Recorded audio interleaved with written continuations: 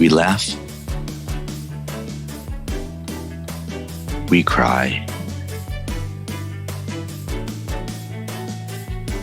We learn.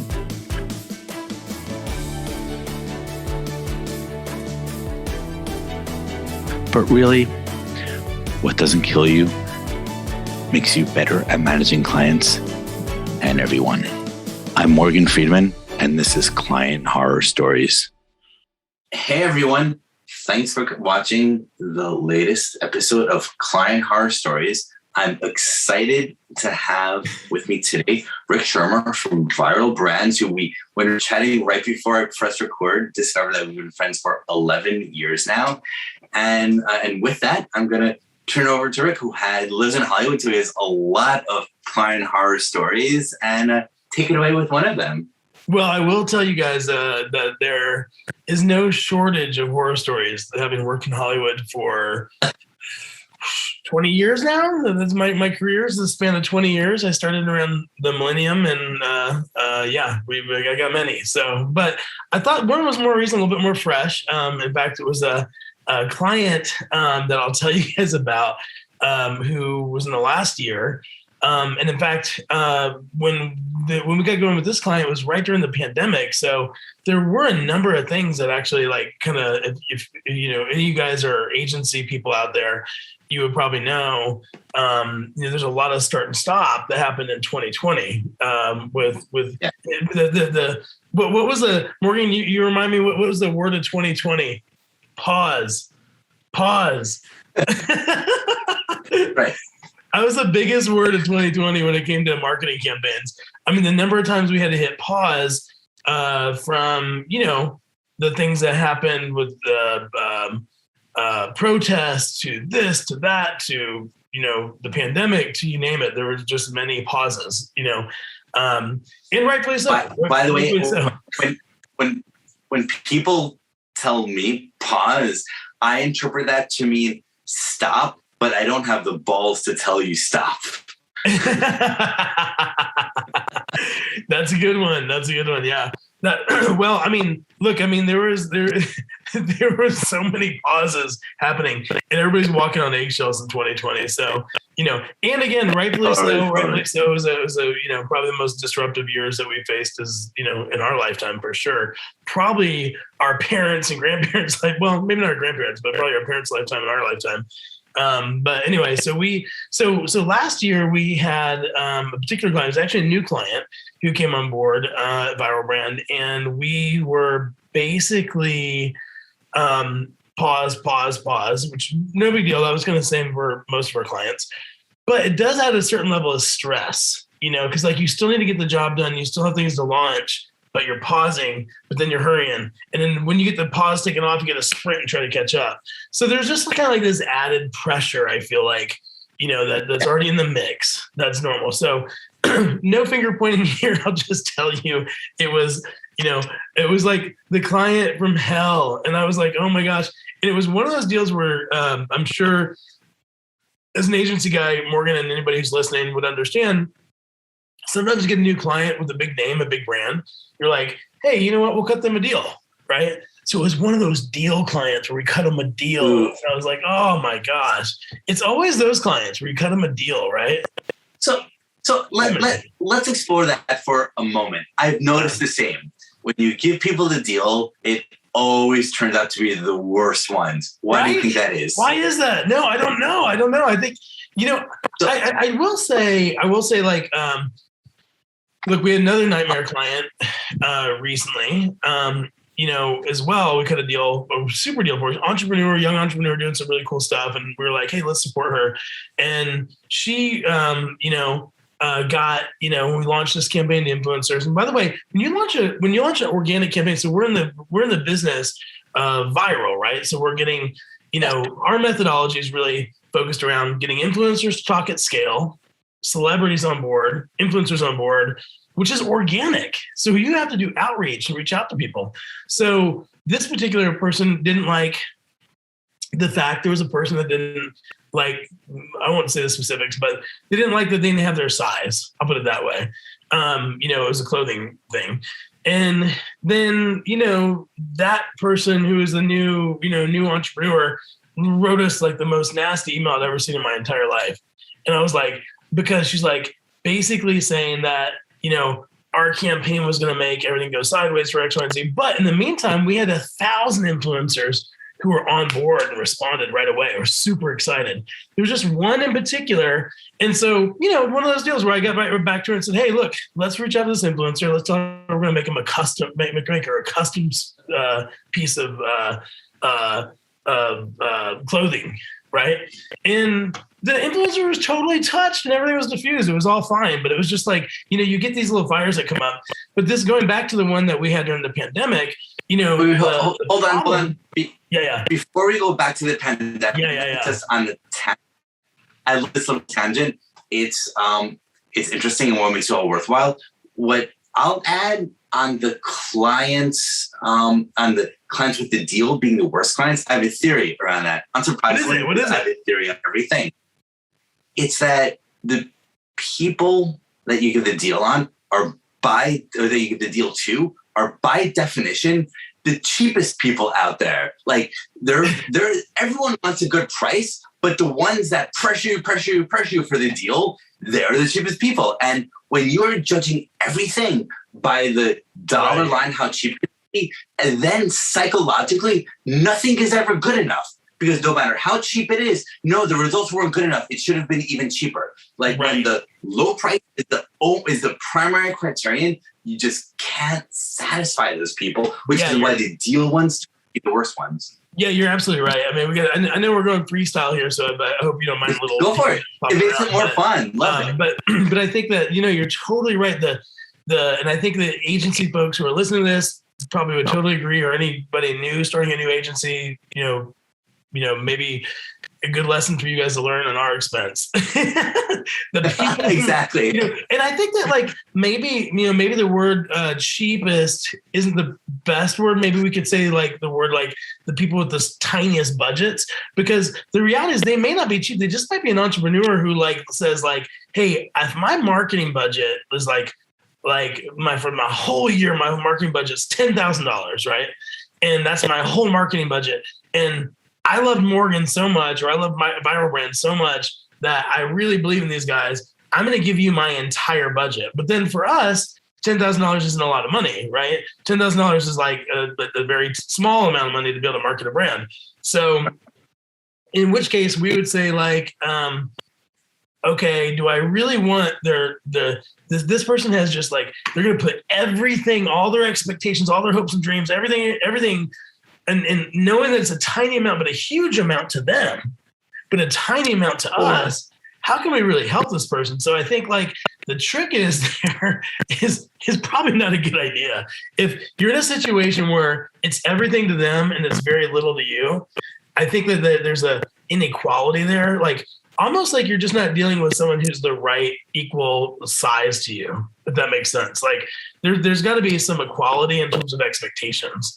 And I think what you guys can do and what your budgets are, but so I think that there's a piece of that that's out there as well. So we definitely love to be able to help emerging entrepreneurs. So we have products that are, and we're passionate about it. So we do have a really good entry level product at Viral Brand that can appeal to those people, but it might be a lot of money for them, right? So it might be a heck of a lot of money for them. So it is sort of like a catch-22 sometimes. So we and in the case of the client I was telling you guys about before, getting back to that kind of main thread story, is that we're in the middle of this pandemic, start, stop, pause. And then it's sort of you kind of get yourself in that situation, which is very unique to last year, but where they look back on the expectations on the timing of events, with an organic campaign, especially on the influencer side, and having influencers go into stores, et cetera, that are closed. The stores are closed. There's a statewide rule saying the stores have to be closed. So these are so it's hard. So then all of a sudden those get released, and then the expectations be there tomorrow. But I'll tell you, in our business, again, a portion of what we do, half of what we do, I could say, is earned media. The other half's paid digital, paid ads, right? So on the earned side of influencers and getting them to post, it's just organic. So it just takes time, right? So we had 2 campaigns going in 2 markets, and it was just that start, stop. And then it was also the fact that influencer marketing is relatively new to a lot of people in marketing. So they don't understand the process of it. So we did some learning on our, with this particular client, because they went through and they specifically really wanted only certain types of influencers to post. They got so specific that our language really wasn't exclusive enough and specific enough in our contract. So they kept on kind of driving through the holes in that contract and really, really defining what they wanted to the point where it was almost impossible for us to deliver, or very hard for us to deliver.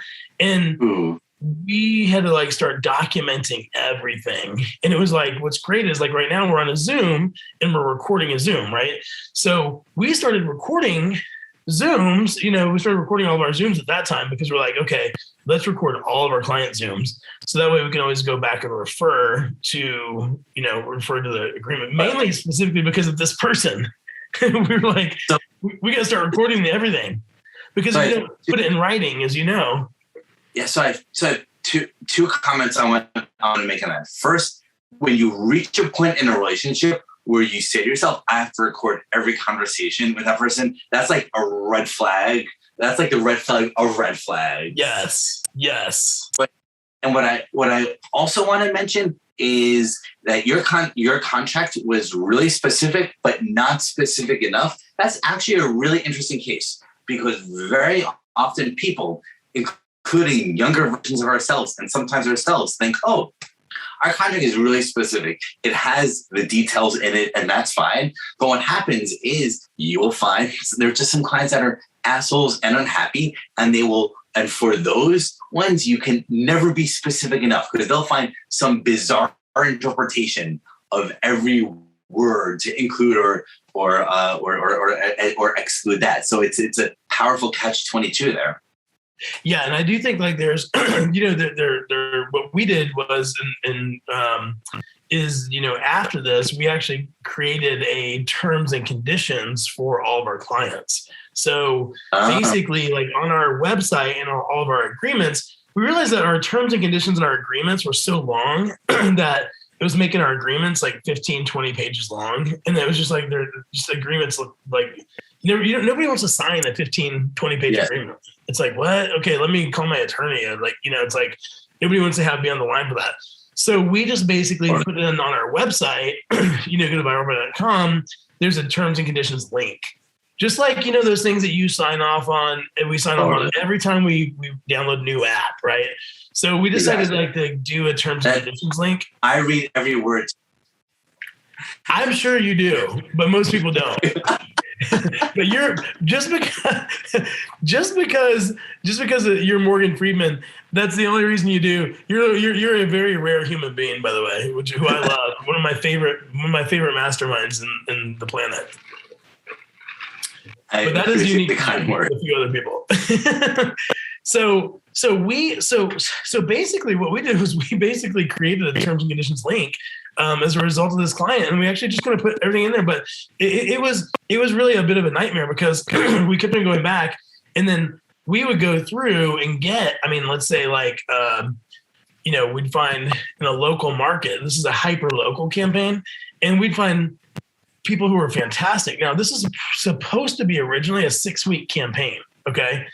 This campaign wound up being a year long because of all the pauses.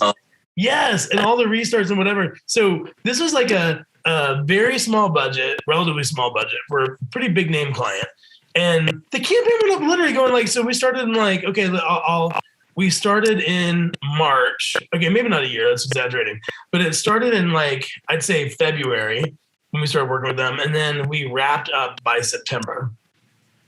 So, that's pretty long. The 6-week campaign turned into that. So that was a pretty extensive campaign. But it just kind of started getting ugly to the point where the client just was grilling us on every detail, wanting to know every single thing about our methodology and what we do and X, Y, and Z. And got really specifically into the influencers, like almost like they were like an influencer sommelier. I was like, oh my gosh. Like, it was like, we're talking about like, I was like, this person, whoa, this is crazy. And we're good at what we do. By the way, pioneers in our field. We've been doing this for 20 years. I think I'm going to steal the phrase influencer sommelier. I love it. but I have a question. Usually with clients, when things go wrong, before they go wrong, there are yellow flags or warning signs. You see that usually ignore them, because you start every client engagement optimistic. If you weren't enthusiastic and optimistic, you wouldn't sign the contract and do it. So, so were there any warning signs that you saw early on that you should have paid more attention to? It's a great question. I think probably one of the best warning signs that you mentioned before is people who are really budget conscious, like, right, who are trying to like really whittle you down on price. That's probably a good warning sign right up front. Because see, I'm the type of guy, when I hire somebody or hire an agency, or like let's say lead gen, demand gen agency, right? I just had a call with one of them today. I'm like, I don't really want to whittle this person down on their price. It's either going to work for them, and we it's good partnership or not, So I don't want to be that guy who whittles people down. It's just like, hey, tell me what you guys want to make, and then I'll tell you if that works for us. I'd rather do that than try to like haggle with people, But when you find those hagglers, that's definitely a good clue. And I think like also like just general tone, like when you're talking to people, like you kind of like just in the sales process can identify some of that stuff. Now, if you're scaling and have an agency that's like, if you're more boutique, then you probably could put your finger in the pulse of that. If you're a bigger agency and you're scaling, that's probably harder to figure out, because you've got a lot of sales reps who are just trying to throw a fish on the boat, right? And then the people who are in the account services team have to just deal with whatever you just threw them. You know what I mean? So is that right? I agree. So I know exactly what you mean. I think those are both great points. I always think specific examples really color it and make it powerful. Was there a specific thing that she said or little detail that happened where like you're like, oh boy, I hope this doesn't happen again? Well, and there was a specific comment when they didn't like the influencers that we were picking. There was one comment that was really like kind of an eye popper for me, which was it certainly appeared. I mean, we were looking at like women influencers very specifically in this case, and the comment was, and this is a woman that we're talking to. There's a comment that was specifically, that appeared anyway to be about like a descriptor about the person's. You want to say things lightly, about the type of person it was that was like just not flattering or nice. Okay, I see. So you're talking with your client about the different influencers, and for a random influencer, she said, "Oh, she is really with like a bunch of not nice words about this random influencer." Yeah, exactly. Like maybe like specifically like refer to her like as probably better, like that look like a sports player of some type. I see. I'm trying to say things like lightly, but you know what I'm saying? Like sort of like when it kind of gets to that kind of level, you're going like the kind of things that you wouldn't ever want to pop up on a Zoom or go public or be public or whatever. You know what I mean? Like you never want to be, especially in this day and age, even if you're a woman, So those things are gonna be like a little tricky. So but it was sort of like, it was kind of interesting because at that point I thought, okay, I was like, this is just like, now it's kind of like just beyond out of control. Like, you know what I mean? Like it's sort of like kind of, so I actually went back in that case. Go ahead. Wait, I just want to add to that. I hadn't thought of this one until you said it right now, but I think a really good warning sign or yellow flag for all the listeners, younger agency owners out there, or younger professionals out there, is when a client or potential client is talking really, really negatively about someone else. And like that is, I think a lot of people don't realize there's some people that just like complain about people. Well, that's true. That's true too. Like when you're hiring somebody or you're making a new friend or anything, really. Yeah, I agree with you. Like it's like this is also like a bigger life lesson. Like there are complainers and there aren't complainers. And then this case was a particularly bad case because it was complaining and insulting random other person they don't know. So it's not even like something happened. Right. But I think this is a very good sign to be alert for. Like if they're saying, and I think the short version of the reason why is if they're saying all this about that person, what are they saying about you? Oh, I could only imagine, because there was just some real, there was a real learning curve in this. And in fact, the person that I'm telling you about wasn't the person who originally signed the deal. The person who actually we wound up working with was not the person who hired us. So that was even like kind of like even more tricky. But, in that case, like I was sort of like, it felt to me like when you kind of get to that point where people are being insulting, just using insulting descriptors of another human being that we don't even know. Like, I'm like, okay. And now, again, I'm from Hollywood back before, and I've been in Hollywood 20 years, and I've like pre-Weinstein, all that stuff, right? So pre-Me Too and all that. And so in Hollywood, there's it's known for notoriously bad behavior, although now that's been cleaned up a lot, which is great. But so you can imagine there's about like lots of stories that that we have. But in this particular case, it was kind of interesting because I actually went back to the client and confronted them on it and said, hey, I was like, hey, look, because I finally felt like I had to put a boundary down. I was like, look, like this was said and it really offended, some people on my team, including myself, and it was just like, hey, so, it was on a recorded Zoom, and she was sort of like, wow, I didn't know it wasn't a recorded Zoom, So I was like, well, I was on the background talking to you over here while I was on the team Zoom over here. So then the people just overheard me talking to you because we were working on your project. So as I'm talking to you, on speakerphone, it's better for my team to listen in, so I wasn't being sneaky or weird. It was just happened to be the situation. So she, now at this point, it was cool because she explained what she meant and how she, whatever. And so we really kind of like unpacked it. Right. And whether or not, wherever that was, what was cool is like, we actually sort of like kind of called it actually me putting that boundary out there, really like where I kind of drew a line of like self-respect and respect for our agency and our people. It really sort of, because before I'd been kind of pandering just to not have a complaining customer. I wanted to have her like be totally happy, whatever it took, and just kept on going and going and going to craziness, just crazy levels. And then I finally put that boundary out there and I said, hey, look,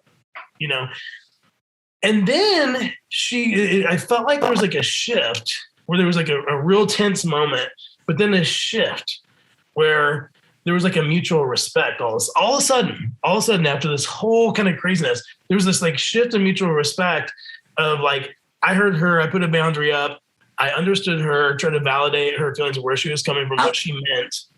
How long into the 7-month relationship was this? It was probably by August. So maybe July. So probably like 4 or 5 months into like this kind of nightmare, whatever scenario. And it just keeps on dragging out this like tiny client from a dollar standpoint. But it was kind of interesting. Then we kind of have this shift, right? And this kind of mutual respect. And then I kind of settled into, really understand where she was coming from. She really understood where I was coming from. And we kind of like got in this like little bit of a rhythm together. Now we finally, I learned, I put the new terms and conditions on our website. I got a bit more hyper specific about very specific things for future reference, right? I just had at some point chalk this up to a learning experience for our agency, right? And that's exactly what I did. I chalked it up to a learning experience. Okay, at one point I had to shift gears, put a boundary up, but also shift gears and think, okay, this client is going to suck, but it doesn't have to suck, because I could look at this as being like a really great learning experience for our agency. And I'm the CEO of the company. So better for me to go through this and learn to put the right things. So when we get to our scale zone, where we're really scaling, we have everything set, right? So I kind of shifted my perspective on it as well, from being like nightmare client to going like, hey, actually, this is an ideal client for me to actually cut our teeth and put different systems in place that are going to allow us to scale as an agency. So as soon as I shifted and then she shifted, it was kind of interesting. We all of a sudden started getting along and kind of liking each other. It's almost like this mutual respect for each other. It was so weird. And then like we get on the phone, and instead of her just being straight growl face, she would get on the phone and she'd smile and I'd smile, and we like started just really liking each other. It was weird. And then on top of that, like, okay, so then we wrapped the campaign. She I'll be honest, she was pretty much, she was more she would take our professional advice. Now, she'd never done an influencer campaign, and she would take our advice a little bit more too, right, to heart. So when we had like a strong opinion, but she was still pretty the influencer sommelier who just learned about influencer marketing, like on our campaign. We really had to go through and train her every detail about our campaign process and what it is, what influencer. She really wanted to understand every little granular detail. It was basically it actually turned out to be a good positive experience. And I was shocked. You could blow me over the feather. Now, the campaign was over. We wrapped the campaign. We did a great job. The campaign was fantastic. Turned out great. And we didn't get like all those like big kudos at the end. We kind of wrapped it. And I was like, hey, look, you helped us actually learn so much on this campaign. I'm going to offer you guys a free campaign. So like, I'm going to offer you guys a free campaign. So I went the total extra mile and said I was going to offer them a free complimentary campaign. Now, 6 months go by. They didn't re-sign up, whatever. It's like, and I was like, man, that was Did they tick you up then on the free second campaign or not? Not right away. So about, I'd say like maybe 6, 7, 8 months go by. 6 months, I can't remember. 6 months go by, and never took us up in the campaign. Well, I get a phone call from her, like, and she reaches out and says, "Hey, I was doing some analysis with our stores, and we asked them what was effective, in our marketing last year, X, Y, and Z, and whatever. And they said, one of the most effective things that we did was that influencer campaign." And they're like, and it was really effective. And what was interesting about it was that it didn't all happen at once, but over time, we kept on having more and more people come in saying that they heard about us from an influencer. And when we'd ask, they'd volunteer, we'd ask them how they heard about us. And they kept on saying that, and it just kept on happening over and over and over again. And the campaign actually wound up being a big success for us. In the beginning, more grassrootsy, right? So anyway, so she called back, told me that, and hired us again. And not only that, took us up on the free campaign and hired us for another paid campaign. So it was great. And by the way, she and I are total buddies now, and we really did learn a lot from each other, I feel like, in both cases. So I think like having, I like the story because it was sort of like really, really miserable. It was like this point where you could be like, going through a contract and like thinking like, gosh, what are the legal loopholes here and this and that, whatever. Like, but you just want to make through. Like, you just got to that point where you're like, how do we get out of this? Just like stuck in this nightmare scenario, all the way to totally, absolutely love each other. So it's like, it can happen. It really can happen. But I think in the middle of it, one of the big things that you got to realize is like, and by the way, we have tons of movie campaigns where we've also hit the same one. I think another big thing to think about in the middle of this, so especially on movie campaigns, and I think movie campaigns and also startups, it's really necessary to manage expectations. So, and be really clear about what it is you're going to deliver. Here's what we're going to deliver, exactly what we're going to deliver, right? And even like you said, that still could be up to interpretation, but you got to put as much out there, as much detail is out there to be. But I think like there still is what we call the delusional button. So that's what we call the delusional button. When the client gets delusional, we talk about hitting the delusional button. Like you almost got to physically put the delusional button on the table, like a big red button that you can just slam on it and be like, you're being delusional, not going to happen. Right. So on a movie, we've had you should sell that. Many times sell my a old big partner red button that says delusion. Oh, dude, my old partner and I, Paul Lauer, who's a great mentor of mine, we would always say like, dude, we'd be like, delusional button. so we'd be like, gotta hit the delusional button. Because like, we had this one movie, dude, this is an example, like the producers start to get like on an indie movie, start to really, we probably had an $8 million weekend coming in, right? And the producer says to me, he's like, hey, Rick, what do you think we're going to make this weekend? We're about to release opening weekend. But I was like, I don't know. I was like, well, tell me first what you're thinking. And the guy says $80 million opening weekend for a movie, bro, that is literally going out on like probably 300 screens. It doesn't even make any sense. It's not even mathematically possible. Like, you know what I'm saying? There's like maybe going to be like 500 theaters or something like that. So just not even mathematically possible. I was like, oh, really? So I didn't even tell him my number because I was like, he's just delusional, Delusional. So I think like at whatever point, my partner who sold the deal, I don't know what he had talked to him about, but the reality was like way on the front end, that guy should have understood that's not even possible. Right? Like he should have not understood that's not even a possibility. It's not even mathematically possible because 500 theaters can't turn out $80 million. Like if you look at the cost of a movie ticket back then, it was probably like $5-6, 15 years ago, that specific case study I'm thinking about. But it's always been that way with different movies. Now, when we work with big companies like Paramount, Disney, Universal, they're not delusional at all. They're always like, they're grounded. Now, sometimes we do end up doing a lot better, and it's fantastic. When the other direction, when we wind up doing exceeding expectations, that's what we like to all call under promise, over deliver. Exactly. So you can win that way all day long, just not the other way. We launched The Purge, the very first Purge movie with Universal, and that movie was tracking to do $8 million opening weekend. They were expecting to do about $8 million, maybe 10, I can't remember. And we wound up doing almost $30 million.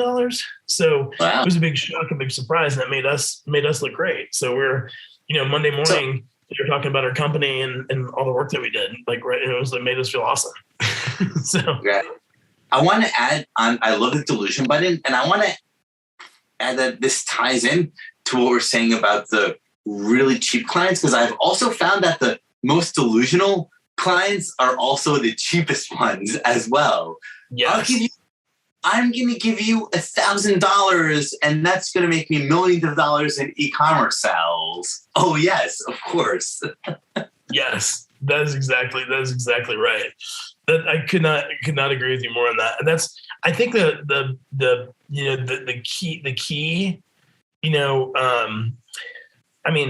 you just really can't over explain specifics of what you're going to deliver. So I think like having, your contract as an agency really has to be specific to what you're going to deliver, not the outcome. Right. So I think like, they're hiring you. Like, look, the best way I put it is like, McDonald's could buy TV commercials on NBC, right? Go back to old school marketing. Still happens. And they still spend most money on that, or a lot of money on that. So you've got, NBC, the agency is going to produce a spot, right? Yes. NBC is going to let that spot air, and the brand's going to pay for that transaction. Agency create a spot. Correct. Agency place a spot. Media firm place a spot. NBC airs it, right? Now, you still got to pay everybody for what was done, regardless if people love that Big Mac ad or not. It can create a lift in sales or not a lift in sales, but the agency, right, still has to say, and NBC is going to say, hey, we're going to sell you this media for this amount. Agency is like, hey, we're going to produce a spot. And you either fire the firm or don't fire the firm, keep the firm, don't keep the firm. I think right now in the era of performance marketing, which we do a lot of, right? We do, combination of influencer and performance. You still got to just be very specific. You show them case studies, but everybody's totally different. I mean, this client's totally from that client, and whatever. So you can show case studies. You can have, wonderful endorsements. But at the end of the day, still everybody has their own situation, right? You can't control people's marketing mix. You can't control how awesome their product is. You can't control how good the movie is. You can't control their product experience, their user interface, their UX, UI. There's a million different factors that go outside of what they hired your little agency to do. Right? So you really have to be super specific about, you hired us for this thing. We're going to do this thing, and we hope it does awesome because we want to keep on working with you, and we want to keep on X, Y, and Z. We like winning, so of course we want to win. We want to see you win. It takes a lot. It takes a long time to acquire a customer and get them onboarded. It's no fun to do that. Let's just keep working with the people that we got. Yeah, agreed. And getting a customer requires so many different pieces that you and your team and agency will only do one little piece. You don't control the website, and if the website sucks or slow or doesn't work on mobile, that can kill everything. But you're never going to be hired to do everything. Yeah, really, a really great example is that we did a campaign, dude, and we had we focused mainly on influencers and cost per click, right? But the client had this horrible UX UI, horrible user experience and user journey.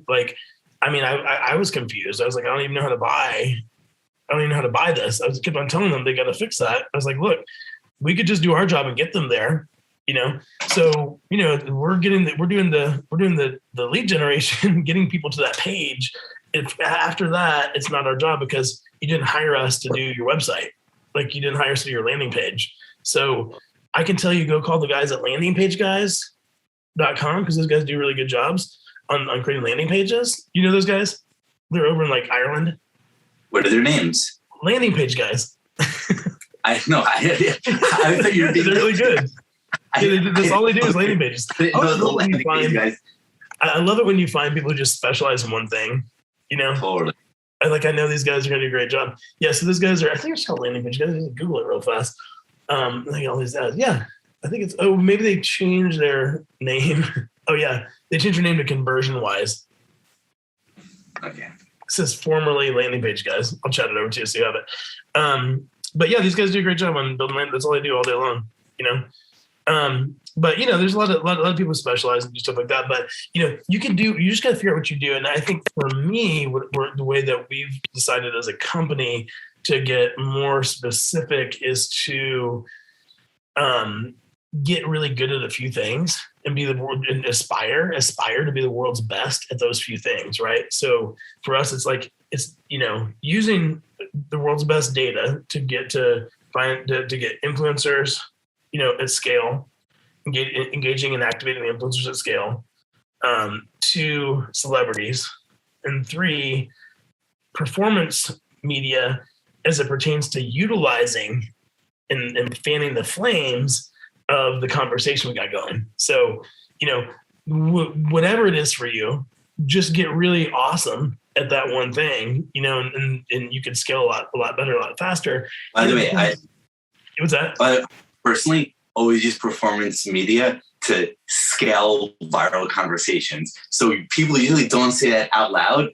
So I usually don't hear other people repeat that strategy back to me, but I'm totally on board. That's why we're soul brothers. That's why when I met you 11 years ago and freaking Buenos Aires, bro. We clicked like right away. I remember I can't remember how I met you guys. I remember standing outside talking to you guys and you're like, you want to come over to our house? And I was like, yeah, sure. And like we came over. I can't remember what the heck it was. Do you remember who introduced us? Was it Will Jessup? Maybe. I don't remember. I can't remember. I have no idea. But I remember like meeting you and your wife. You guys are so cool in this cool flat and BA. And I was like, one of the big things for me, like down in BA, the thing that shocked me when I went down, let's say shocked. No, it kind of shocked me. When I got down there, I didn't realize that nobody spoke English. Like, not that many speak English. It's not like Mexico where everybody speaks a little English. Like, you're down in Buenos Aires and like I run into people who don't speak any English. Cab drivers don't speak any English. I'd be like, I was very surprised. It definitely feels like you're in a foreign country. You definitely feel like that because you know what I'm saying. Like in Mexico, you can go and speak English to people and like make your way around fine. Most people know English a little bit at least. Part of the charm of Argentina is its complete isolation from the international system. So as a consequence of that, RGs always complain there's less imports, less there of what's happening internationally.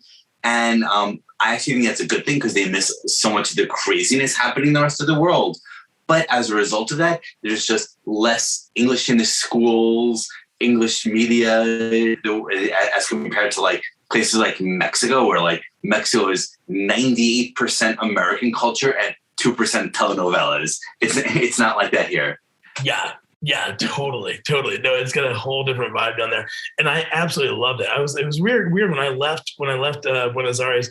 I was actually sort of like I love the city so much because I spent like a month down there or a few weeks, and then I was like so in love with the city. I was like actually like sad to leave it. I was like a little emotional about leaving because I'm like, I don't know if I'll ever come back here because it's so freaking far away, and there's so many other places to go explore in the world. Like this is such a cool city, though. I absolutely loved it.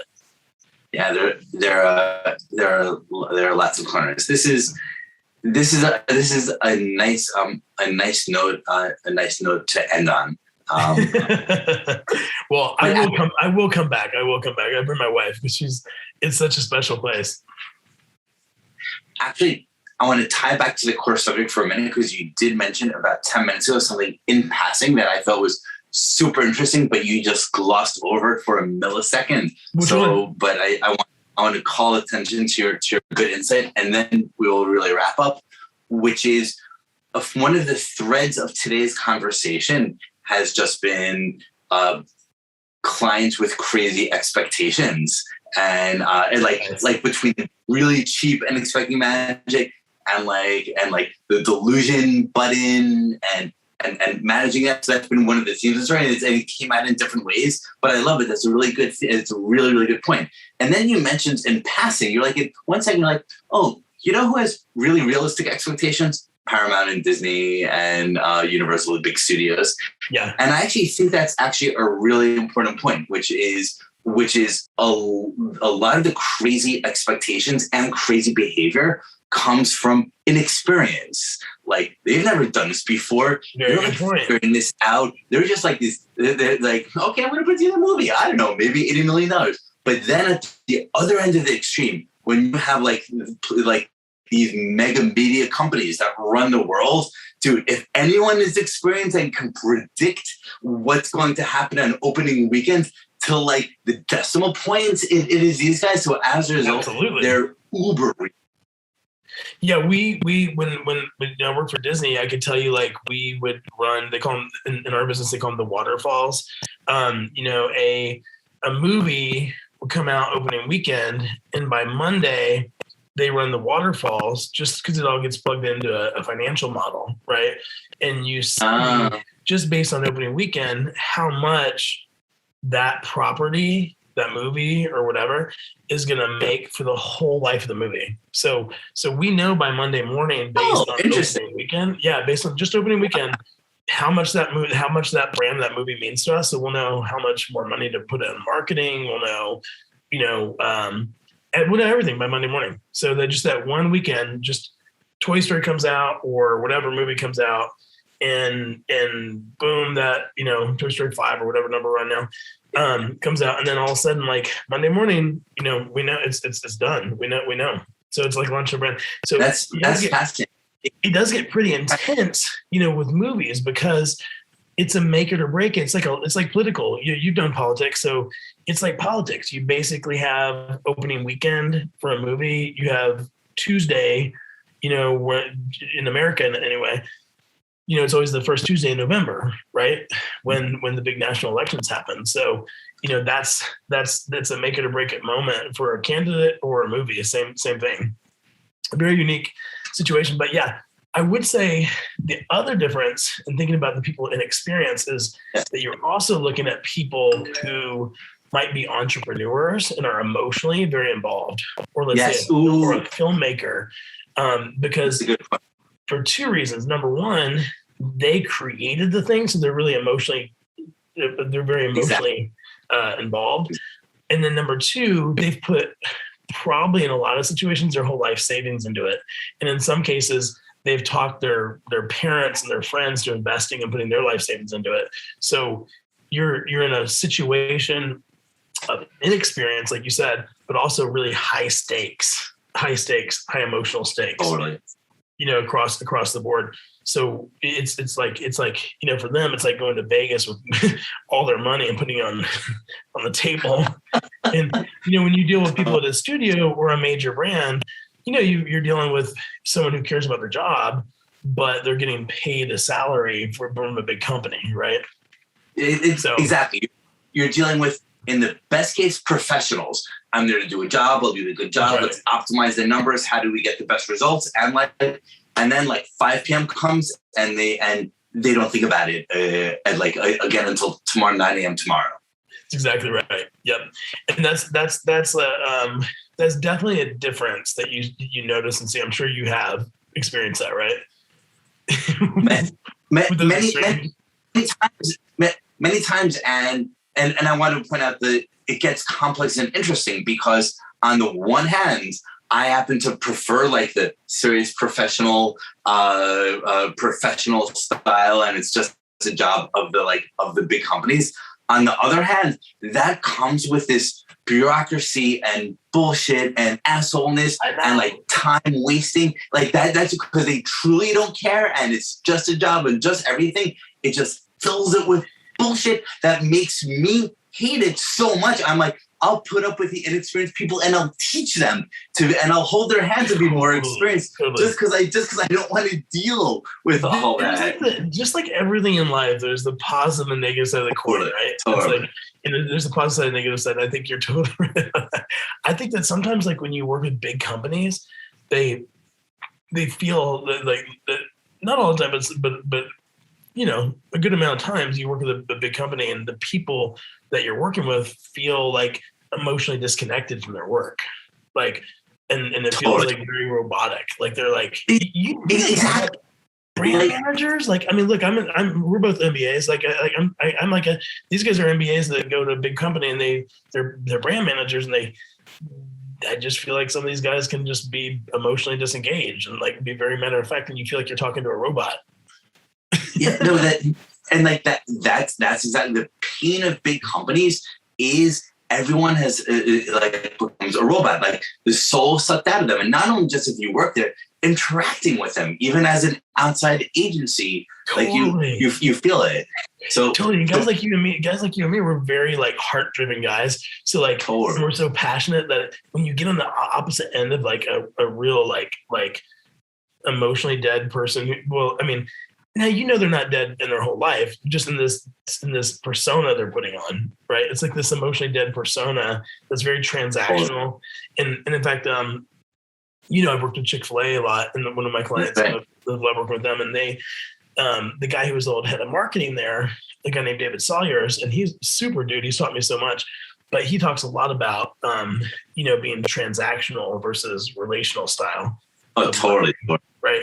And you just kind of feel like things just can sometimes in those bigger companies get transactional. As you probably don't know, because you probably have never had Chick-fil-A, but most people who've eaten at Chick-fil-A, even though it's a massive $1 billion enterprise, it's when you go there, you feel very cared for and very, which I'm, by the way, I happen to be drinking a Chick-fil-A cup right now. Promoting your brand. Just coincidentally. But they do a great job at scaling care. They do a really amazing job at scaling care. So I think that's probably the thing that is most unique about the company. In fact, and we've been a big part of that. We've been a big part of that journey with them over the last 12, 13 years. So it's been fun. And this is the perfect note to end. I'm glad we did that addendum. Brought out a bunch of interesting points, and I love that phrase, scaling care. I think I'm gonna use a few of your phrases from today. Scaling care, the delusion button, and the influencer sommelier. Those are your like awesome witticisms of today. I admire your versatility. Oh, that's awesome. Well, I think those are all phrases I just invented on the spot today. So. look at that. I'll make sure. No. I take it back. The delusional button. No, we've had that for we've been using that for like 20 years. With the delusional button, you probably know that thought very well, though, right? Oh no, I had never thought about it as like a button press, but to me, it's like the roll your eyes moment. Yeah.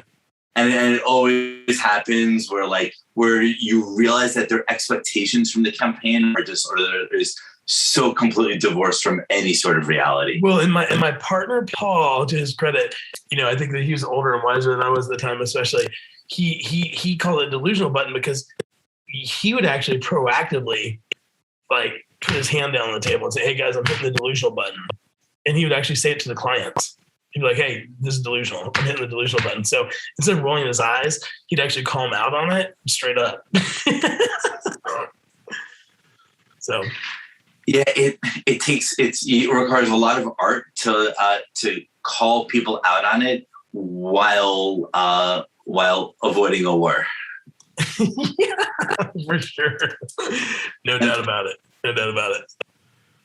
Yeah, and I've been on both sides. I've been on the side where I just rolled my eyes. I've also been the guy where I'm like, the way I often say it is I say you're in outer space, because that's a little bit nicer than your delusion.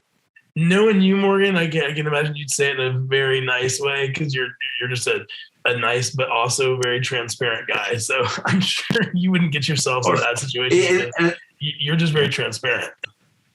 And I think this is the art at least that I try to practice, the Morgan magic of being both clear and strong, like when you need to be, including when they're delusional, while doing so in a way that's both strong while it's respectful and boundaries, and not insulting and not explode. And it's hard. I will say my last little tidbit for the call. We can really wrap, because I know we've had a couple false endings. But I will say, if you had to put together an Avengers team of marketers for your favorite people that you would want to launch something with, you were definitely on my Avengers team for sure.